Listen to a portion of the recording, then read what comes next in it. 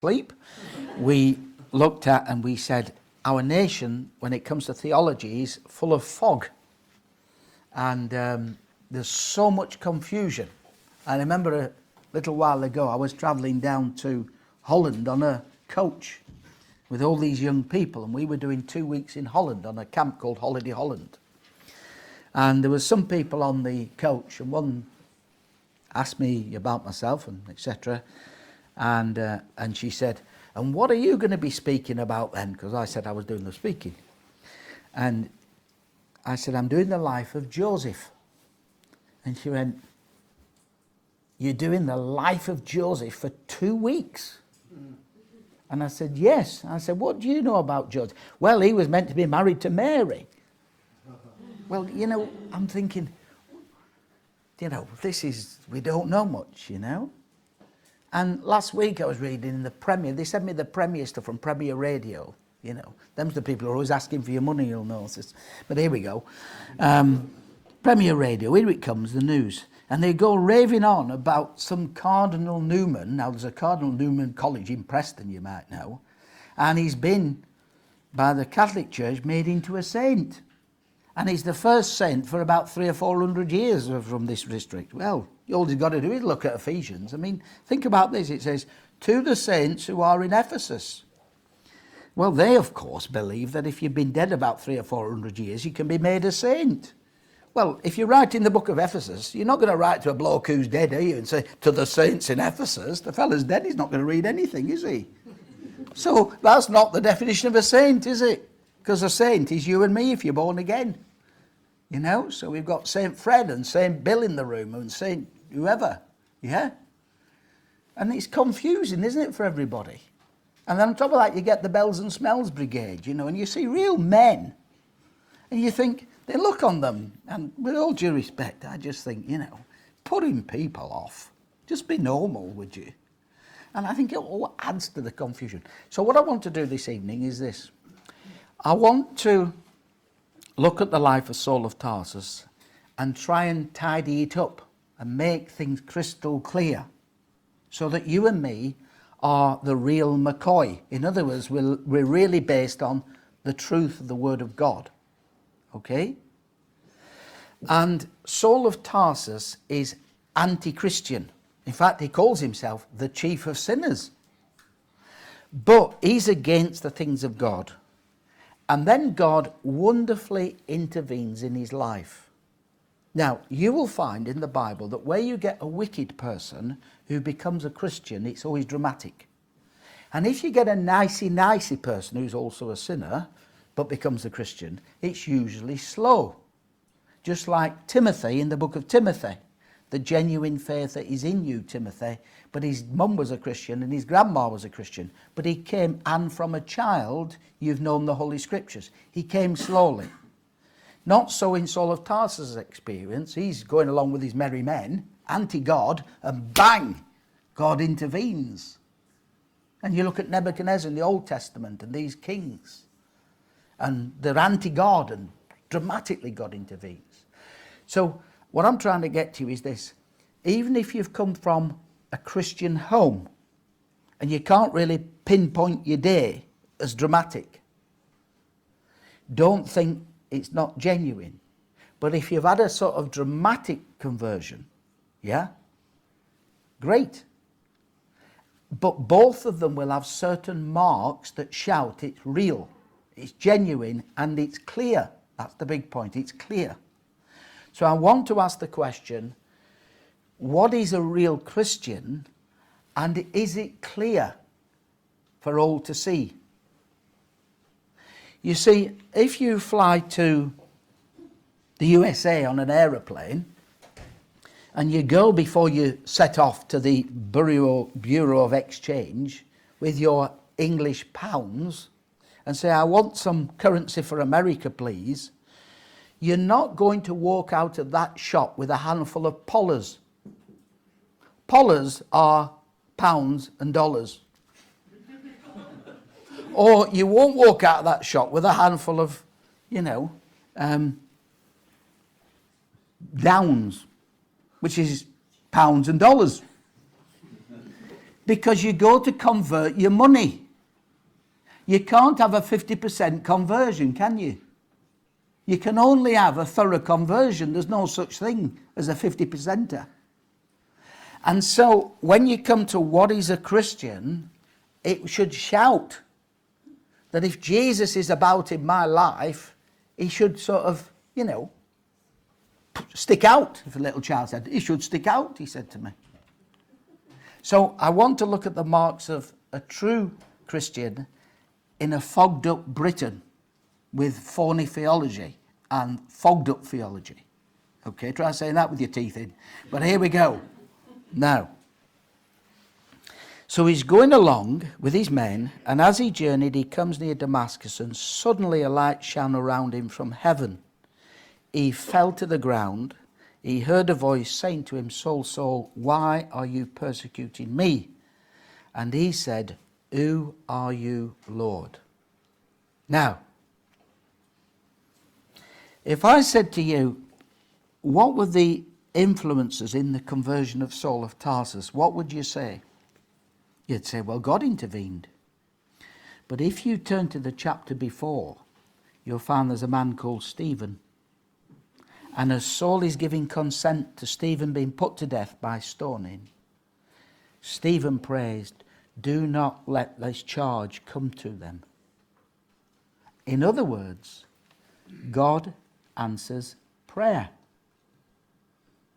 And so God intervened, but he also answers prayer. Now, he intervened because he had a great work for Saul of Tarsus to do. And as I said earlier, he wrote 13 New Testament letters. Some people say 12, but if you read them through, I think you can quote with the Hebrews, it could well be Saul of Tarsus or the Apostle Paul's work. But the first thing I want you to get is this. He falls to the ground and he hears a voice, why are you persecuting me? Who are you, Lord? I am Jesus who you're persecuting. It's hard for you to kick against the cords. The first thing, he has a definite encounter with a living Jesus. You see, you can't be a Christian unless you've had an encounter with Jesus. In other words, there comes a time in your life when you ask Jesus or commit your life to Jesus, and he comes to live in your heart by faith. Now, that might happen when, like we heard from William, the seeds of it when he was 7, but at 17 it became particularly real to him. And for different people, it's different ages. I don't know, but I'm about to do an experiment, okay, and I'll have to tell you the results because you probably don't want to turn round, but I'm going to ask you a question. This is it. Put your hand up, not just now, but put your hand up if you became a Christian under the age of 20. Get ready? Right up. Now, that is more than half. The eyes to the right, have it? Yeah? Yeah. That is more than half. Isn't that interesting? Do you know something? Which might startle you. I think you don't have much chance after 10. Because society's getting harder. Now, God can do it. Saul of Tarsus was probably 40s, 50s, I guess. Because when he left, he was an older man. He was a very old man. But the point is that as the heart is fed all the ideas that are anti-God through our education system, youngsters have little chance of hearing the truth. And look how many people are converted under 20. I was just made it 19. And the point I'm making is that Saul, God can intervene, but there's got to be a definite experience where we say, Lord Jesus, I thank you that you died for me. Now please come and live in my life and change me and be Lord. Okay? So it's an encounter with Jesus. Now, without that, whatever you get will peter out halfway down the track. Because it's only that experience, the knowledge of God, the experience of the living Jesus, that will keep you going through life. And if it's just effort and good works or religious attendance, I'm not despising those things, but it's not the thing to bat on in terms of God's acceptance. If it's not a living encounter with Jesus Christ, it won't last the course. So you've got to go back and check your foundation and say, have I had a real experience of Jesus Christ? And if you haven't, search for him with all your heart, then you will find him, he says. Now, once he's become a Christian, he asks the most amazing question. He says, who are you, Lord? And Jesus says, I am Jesus whom you're persecuting. And his second question is this, Lord, what do you want me to do? Now, when he said that, that was an act of his will. He was talking about his will. He was talking about his life's work. What do I do now? And it was coming from a heart that was all to do with where he would put his energies, his will. And what Jesus has got to do is conquer your will for it to be genuine. Just like the mother who was doing the school run and the little boy was being naughty and he stood up in the back and he said, Thomas, sit down. Well, Thomas wouldn't sit down, so she pulled the car in, stuck him in with about 3 seat belts, you know, got him really in there. And as she set off down, he went, I am standing up on the inside. The will, yeah? And ladies and gentlemen, Jesus has got to conquer our will. That's the big thing. Otherwise, we'll walk out on the Christian faith. And Saul of Tarsus had a powerful experience, and it got to his will. What do you want me to do? Now, let's say that you were God, and I said to you, what do you want me to do? Do you not think that you would have the ability to communicate in those few moments after that question was raised, the answer to the question? Well, I do. So why does the answer come like this? What do you want me to do? Arise and go into the city. You'll be told what you must do. I mean, do you think God was still thinking about it? Well, I'm not sure what to do with this one. I need a few more hours. No. What was the test? Let's see if this man will rise and go to a city, to the right place. It was a test of the will, wasn't it? So if somebody says to me, I have become a Christian, I think like this, I'll see you in 6 months when you've had a test of the will. Because if you're going to get the man, you've got to get his will. If you're going to get the lady, you've got to get the will. And God was saying, if this really means something to you, you'll do what I say. And so he went, didn't he? So ladies and gentlemen, remember, give him a bit of time so the genuine test can be administered, if you like. And when they come through that, you'll know they're in.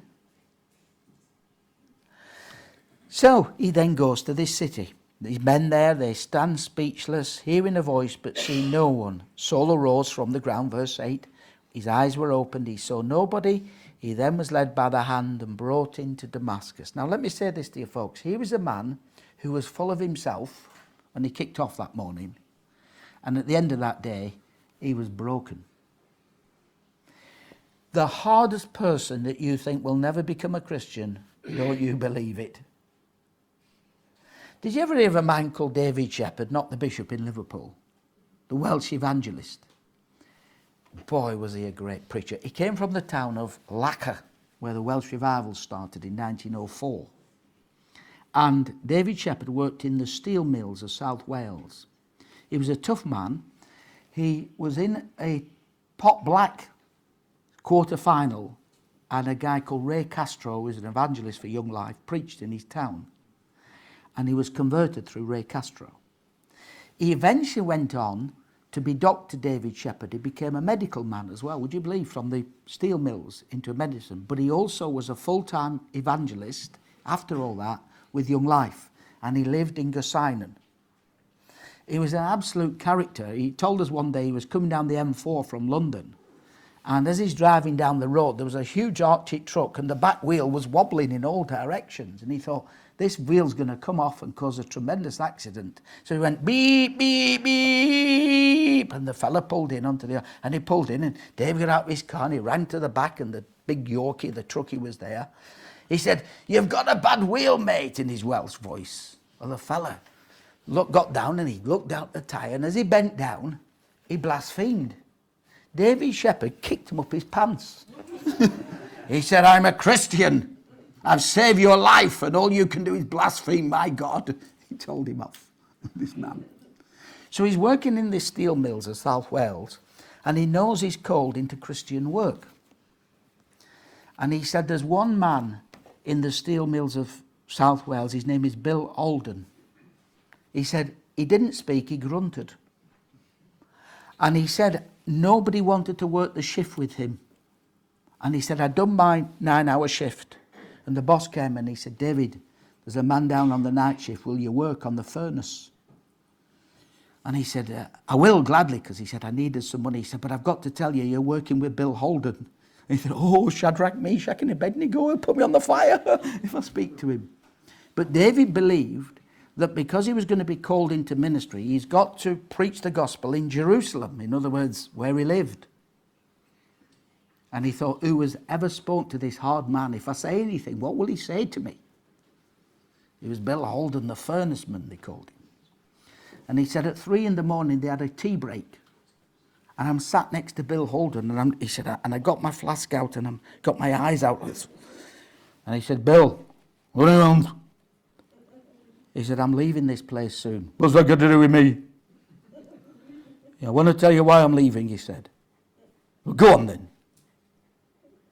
And he said, "I've become a Christian, and I heard this story that Jesus died on the cross for me." And he said, "I looked round and I saw the tears making lines through the coal dust in his cheeks." And he said, "God can reach any man." So the person you feel is the hardest folk, don't give up on them. Just keep pounding prayer and see what God brings about. Saul of Tarsus was anti-God. He was putting to death God's key men, Stephen. The next thing that happened was this. They bring him for 3 days without sight. There ain't no drink. And then he says, there was a certain disciple at Damascus named Ananias. To him the Lord said to him, "Ananias," and he said, "Here I am, Lord." Now notice Ananias' attitude. What do you want me to do? Here I am. So quick to volunteer. Do you know, for years I've run beach teams. Okay. And talk about judging a book by its cover. Sometimes you get these guys who, they'll come on your team in the 18, 19, 20, and you might call them Christian punk rockers or them, gothics, they turn up, all sorts, And you think, I'm going to have an horrendous week with all these 25 teenagers or older ones, yeah? And then you say, though it's late at night at 10 o'clock, right, who's willing to do the washing up? Some of them every time. Earrings everywhere. And I'm thinking, don't judge a book by its cover, Vin. You see, these guys are willing to work, and Ananias says, "Here I am, Lord." Now, ladies and gentlemen, I'll tell you whether you bless this church. Do you volunteer? Is it always somebody else's job? Because the flesh is weak. Here's a great Bible verse. "Take up your cushion daily and follow me." Have you ever seen that version of the Bible? Lost a bit in translation, I might add. "Take your cross daily, die, and follow me," said Jesus. And so Ananias has got this attitude, right, I'll do it. What is it? I'll do it. Some of you might know the preacher, Ron Dunn, who preached at Keswick. He's from Texas. Tremendous preacher, Ron Dunn, and his son sadly committed suicide. But a few years ago, Ron went to glory. But he said in his church, he was a pastor of a church in Houston in Texas. He said a couple became Christians in their later life. And him and his wife invited them for a meal. Pastor Dunn, they called him Pastor Dunn, will come for the meal. And he said, well, we've got some Bible questions to ask you, Pastor Dunn. And Ron said, well, that's fine, great, fire away. I mean, this was great, Luke, people asking them questions about theology. And then he said, now, our first question is that in the Bible, there's something called tithing. Can you explain to us what tithing is? And Ron Dunn was about to say, about 10%. He said, and just before you do, Pastor, whatever it is, we're going to do it. Isn't that a good attitude? You see, Ananias, here I am. Here I am.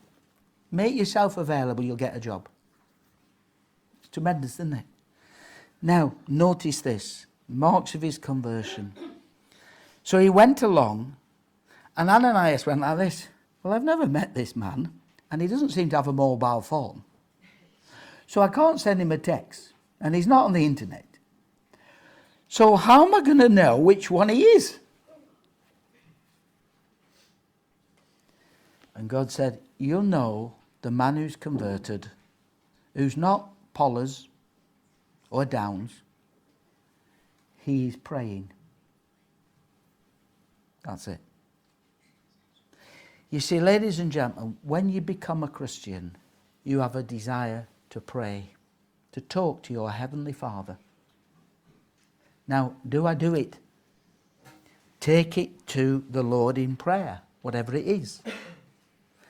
But do you attend the prayer meeting?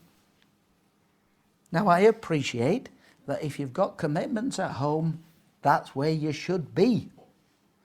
But ladies and gentlemen, I go to churches where some of these fellas don't attend prayer meetings, but if you have a golf tournament at 5 o'clock on the tee on Saturday morning, they're on number 1, 5 a.m, rain and shine. And I think, you can't hide your priorities, mate, can you? And you'll know which is converted, which one he is, because he's praying, because he realises he's weak. And ladies and gentlemen, do I pray? Do you pray? You probably all heard the story about the George Muller, the German man who worked in Bristol. And at the end of his life, he travelled to America a lot on ships to give lectures on how he established things in Bristol. And they said that George Muller was a stickler for timekeeping. So he had to be right on the minute. And he had an appointment in America, and he was on the ship, and it was winter time. And as they got to somewhere near land, the fog fell.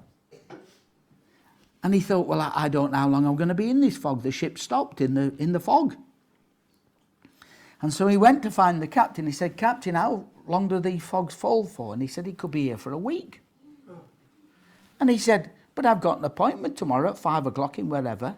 He said, well, I'm not sure you're going to make it, Mr. Muller. He said, well, in that case, can me and you find a little room and say a prayer? So George Muller prayed. And then the captain started to pray. And as the captain started to pray, Muller said, Captain, do you mind not praying? And he said, whoa, this is a spit. He said, well, number 1, I don't think you're a saved man. And number 2, the fog's gone. Get on the bridge. You see, ladies and gentlemen, he prayed. You'll know which one he is, Ananias. Behold or look, he's at prayer. Now, do I pray? You see, when you pray, you're realising you can't do it. And when you pray, you're realising God can do it. And if you live in his universe where you breathe his oxygen and you're totally dependent upon him for food and sustenance and life, it's only natural to pray to him because he's the God who supplies. And that's why no prayer, no blessing, little prayer, little blessing, much prayer, much blessing works. So a converted person prays. Now notice this, he then joins a group of people who are good for him. When young people become Christians, folks, one of the big things you've got to get is you've got to get them in the right group. Now, you don't cut them off from the mates, because Jesus is a friend of sinners. But you've got to make sure they've got a push in their life what's towards the Christian emphasis. Because the mates pull them sideways. Check the peer groups. My friend in Liverpool said this might startle you. The worst thing we did for our lad, we bought him a car when he was 17. I said, why was it so bad? He said, because he changed all his mates. They were all round in the back of the car and out till 3 in the morning. Now, it's good to have a car, don't get me wrong. It can be good, can be bad, yeah? But the point is, mates are important, aren't they? Particularly to young people. You've got to be really careful who they knock about with. Now, listen to Saul. Ananias became his big mate. He joined the disciples and he joined the apostles. And the apostles had to lay him down in a basket for his own goodness, out of safety, out of Jerusalem. In other words, he got in the right group. If you're going to do anything for Jesus, you're going to need the encouragement of the right group. Now, let me tell you, folks, I meet worldly Christian groups. They're a total waste of time. Worse than that, sending Christians backwards. I well remember a good friend of mine, and she's converted. She'd married an Iraqi. But she went to a tent mission in Skelmersdale, and she was converted. But her Iraqi husband was a solid Muslim. When a 10-year-old daughter made a communion at the church she went to, the father spat on her. Okay? But they had a son. They have several sons. One of them is autistic. If I visit him, you'll hear this. One day, I'd never heard it. I said, what's that? He said, oh, he's just banging his head on the wall upstairs. It's this boy, teenage. So one day I went round and the lady said to me, I said, oh, I've got a real problem. And I said, oh, what is it? He said, well, it's our boy. The lad was autistic. He's got into drink. And I said, well, how did he start that? He said, well, the church youth group took him in and they all started drinking.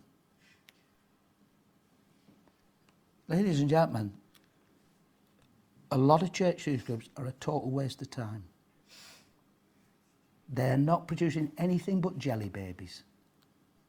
Now, some are good, and we want good ones. But a lot of them, I wouldn't give them I'd say get out. And do something else.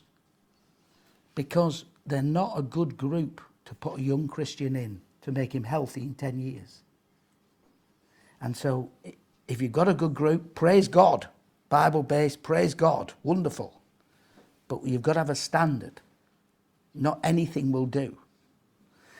And we're making disciples here, you know. If you want to make a Ford Escort, they'll come off the track in Liverpool, 500 a day, or in Birmingham. You want to make a Morgan, it'll take you months, but you'll have a quality car. And ladies and gentlemen, I'm saying to you this, that here's a man who's definitely converted and he's in the right group. That's it. Now then notice this. He comes, he's praying, he has his mates change, he receives his sight, he gets baptized. And when he gets baptized, he's saying, I am willing that the world will know that I'm standing for Jesus. Now, ladies and gentlemen, is that my attitude? I'm standing up for Jesus. Before that incident where that boy fell down on the footy pitch I told you about, when I walked into Preston North End as a coach, they used to say, Father Ted's here. That's what they called me, Father Ted. Nobody called me Father Ted after that. Nobody. They were incredibly respectful. All I did was say a prayer that we do every week in church. But the point I'm making, folks, is this, that when your mates change and you pray and you stand up for Jesus, people will know. See, a lot of people are a little bit like the toy service. There was a toy service in church, and the minister said, next week we're having a toy service. So bring your toys and we'll put them at the front and they'll all be gathered together and they'll go to one of the poor countries of Europe for the poor children for Christmas. Well, lots of toys came to the front, and then one boy, he had the most beautiful train. And when they were asked to come out, he came out towards the end and he picked up his train and he put it there, and people thought, boy, that's a beautiful train he's giving. Halfway through the service, the train came alive and it made its way back up the aisle. There's the little boy at the back who changed his mind. It was on a string. He was pulling it back. And he was really saying, I'm not sure I want to do this. Folks, but when you stand for Jesus, you say, I'll do it. I'll do it. I'll stand up for Jesus. I got asked once to join the Christian Union Bible study at the Salford Keys BBC studios. And the only reason I got asked was because my big mate, Paul, is a techie and he's in with them guys. So he said, Vinny, come to Salford Keys and join the CU. And I said, what's happening? He said, well, one of them will lead the Bible study and we have a prayer, and then they all go back to work. But I'll show you around. So I went round the studios. Do you know what was interesting to me? Colin Patterson, who's on 5 Live, led the Bible study. Scotsman, Colin Patterson. He's the guy who does the entertainment, and he's on the red carpet where they dish out the BAFTAs and all that. He spoke on the life of Moses. We discussed Moses from Exodus 3. There's about 10 people from different departments of the Beeb, and Paul and me. When we came to prayer, nobody ever prayed that any of the colleagues would be converted. Nobody ever prayed a prayer, save anybody. And I thought, I wonder why not? Because we're intimidated into silence, that's why. You say something, mate, you lose your job. But when you stand for Jesus, you know, you do it wisely, you do it graciously, you do it as best you can, folks, but you stand up strong. And people will know, won't they? Saul stood up for Jesus. I mean, you look at his life, he said, I've fought a fight. It was a scrap. I've ran a race. It was exhausting. I've finished the race, he said. I'm lobbed in prison. He said, on one occasion, nobody stood with me, but the Lord stood with me. He knew loneliness, didn't he? But he stood firm. Incredible to trust God. And that's why only a real experience will get you through when it's tough. And so what happens here then? He joins the right people, and God says, I've got a great work for you to do. You're going to carry my name before kings, priests, authorities. You check his life. To Caesar you have appealed, to Caesar you will go. And he stood before Caesar and King Agrippa. These were men who could have off with his head. And he spoke up. Ladies and gentlemen, God has got a work for you to do. You are saved because God has got something lined up for you to do. If you end up thinking like this, I'm not really sure what I'm doing now, that could be a good thing. But never get to the point of despair where you think, well, I've dried up. God has always got a work for you to do. He has saved you to do good works for him. It's all lined up. You've just got to simply find it and do it. And always remember that it'll take you to stand up sometimes, maybe at work or at school or at college, but you're standing up for Jesus. So then Ananias shows up, he speaks to him, he receives his sight, and he receives the Holy Spirit. Immediately there falls from his eyes something like scales, and he's baptized. And when he had received food, he was strengthened. Then Saul spent some days with the disciples at Damascus. Please don't be a loner. It's tough enough in this country when you're a Christian in a group. But folks, if you can be in a group, they'll encourage you along. So make the effort to get to the groups when they're on. And it says, Saul increased in all strength, confounded the Jews who dwelt at Damascus, proving Jesus is the Christ. What did he do then? Well, he used his background, which was, of course, brought up at the feet of Gamaliel, the great teacher, and his background in Judaism, to work it all out to win the Jews.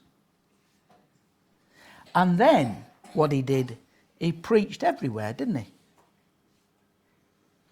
Now, you pray that God would give you opportunities to speak up. And you never believe what happens. Just recently, my sister-in-law's father died. Now, how about this for a name? This is his name. 7 Beer. Everybody says, what? Where did he get that name from? He was 95 when he died down in Derby. And I got a phone call about a year ago and he said, Vinny, all the family's been called to Derby Royal Infirmary. We don't think 7's going to make it. He had a bad ticker. So it's about 11 o'clock at night. I said, look, I can come down now, but I don't have anywhere to sleep. But I'll come first thing in the morning. Now, to go from Southport to Derby is about, 130 miles or something. So I went down in my low-flying aeroplane called a Volvo. Yeah. And I found Derby. And I went in and I prayed, God, I want you to be help me to speak to 7. Because he might have died. I thought I might be going in there and say, you know, he's in the coal box up the road sort of thing. So I went in there and I just prayed that, get an opportunity to speak to him. And eventually his daughter said, Vinny, I'm going to find a cup of coffee at the canteen, because he was still, and he'd come to a little bit. And I said, 7, I've come down to share the gospel. He said, okay. And I said, have you ever thought why Jesus ever came? He said, well, not really, Duck. They call me Duck down there, not really Duck, but. So I said, he came that you might be forgiven. He said, I would like that Jesus to forgive me. So we prayed. There's me thinking, I'm going all this way for a fellow who might be dead. Well, he revived a bit and eventually went into a home and I went to see him. Guess what room he was in? Room 7. It wasn't difficult to find him. He's in room 7. So I took him round his little wheelchair and we had a chat and I made a video of him because I thought he hadn't got long. And went into his room and I thought, I'll just make sure he's on the ball here on this. Went through the dying thief and I said, look, 7, one went up, one went down. Which are you? And he said, well, I want to go up. He prayed again that God would forgive him. Well, he did die a few weeks ago and they rang me and said, Vinny, he would love you to take the funeral. And I'm thinking, this is amazing. There's me, reluctant to go, better things to do with my life sort of thing. And the guy's as open as a flower. Ladies and gentlemen, never think that they all don't want to know. You've got God on your side. The gospel is the power of God. He can open them. And learn this great lesson. In Romans 1:16, Paul said, I am not ashamed of the gospel, so I will side with the gospel, because it is the power of God. Now notice this. It is the power of God. You see these lights here? If I said to somebody now, just go to the back and flick that switch and the lights go off, and I said, put it back on, and it comes back on. Do you think the power is in the man who flicked the switch? He just flicks the switch. The power's already there. In other words, share the gospel, the power's there. So it don't rely on you, does it? You just got to flick the switch. And that's why, ladies and gentlemen, you'll find people open like a flower. Sometimes they'll be anti, sometimes they'll be open. It's like sunshine on clay. It gets harder, or butter, it gets soft. Same sunshine. And so I'm thinking, this fella. And last week, 2 weeks ago, I took his funeral. 80 people there. They heard the gospel too. They were stunned when I said 7 had asked God to forgive him. And I said, today we don't bury someone, we only bury somebody. He's not here. He's the only man who's not attending his funeral. How about that? But his body is. And so, if you share, immediately he preached Christ. But you've got to work on it, folks. And working on soul winning is prayer and thinking what gets through to people. That's a big thing. Study them. So if somebody's into art, why don't you get an evening where there's an artist doing some artwork and then giving their story? And that person who's not a clue about gospel things, but they're into art, may come. Or if somebody's into fast cars or something, or if somebody's into, I don't know, something else. Oh, everybody's very much into food. You know, that is a real winner, food, isn't it? Yeah? I once heard a Chinese proverb. It went like this. More food you eat, claws shrink. I thought that was very clever. But food is a real winner, particularly with students. They always need the next meal, don't they? Well, food, and an after-dinner speaker. Last week I was in Wrexham, coaching them football with the church. I was delighted the pastor scored an own goal. I was on video, I was laughing. But here we are. And then you get different people to come and share the testimony. David Hamilton converted UDF terrorists just down at Stockport. He knew where all the weapons were, so they were going to pop him as soon as he got out of prison. And God saved him in the maze. Fantastic story. Kendal, I'm a force Kendal away an hour in a slow car. Yeah. An hour. Do you know who lives at Kendal? John Mosey. Do you know who John Mosey is? Ever heard of Lockerbie? His daughter was killed outright in Lockerbie. Elga, Christian. He said, I said goodbye to her at Birmingham Airport. And he said, I don't know why I did it, but I ran. And I just gave her a hug. And he said, I don't know why I did it. He said, but Elga was found across Scotland. 19-year-old girl going to be a nanny in the States. Blown sky high. Fantastic stories, aren't they? It's easy to get the gospel out, folks. You just got to do it. And so, immediately, he preaches Christ.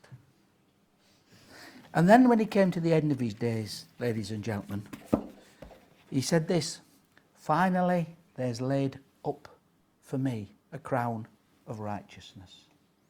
I don't know what you want to live for, but I do think, why did he live for that?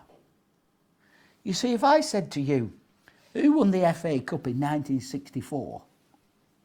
Now, some sad old company would say it was Spurs or somebody, yeah? But nobody knows. Who won Wimbledon women's singles final in, I don't know, 2001? You say, probably that woman who should have played on the other half, Serena, you know? But we're forgetting, aren't we? And yet it seems so big, all this energy, all these professional people, all this push to win a trophy. And 25 years later, nobody knows who they are. So why live for short-term things when people can be converted and get to heaven? And ladies and gentlemen, I just say that's the life to live, because heaven and earth are going to pass away. My work, my word, will never pass away. Isn't that amazing? In 1 billion years from tonight, this book will still be going strong. But the world won't. That will. So this is the thing to live for, isn't it? And maybe tonight you're a person you've never really said, well, I want to come to that point and make that commitment with my will to Jesus Christ. Well, do it, folks. Because the further you leave it, the less chance you've got. Those hands that went up were all under 20. In 1958, there was a football match in Belgrade. And coming back on the plane called the Hercules was 22 top professional football players and another 40, 50 officials and media. Harry Gregg was the captain and the goalkeeper for Manchester United. He's on the plane. And he pulled Bobby Charlton out of the turmoil. But he said in an interview, he said Liam Whelan, who was our right winger, a Dublin man, he said on the third run down the runway, because it didn't really take off, it went straight through a fence. He said just before we set off for the third time, he went to the back of the plane, he clung to the back of a chair, and he said to us, "If this is my time, I am ready." It was. He was one of the 20 odd who died. When Sir Matt Busby was lying in the Munich hospital, he weren't Sir then, he was just Matt Busby. His wife eventually came to see him from Manchester. And this is what he whispered to her, because they gave Matt Busby the last rites 3 times.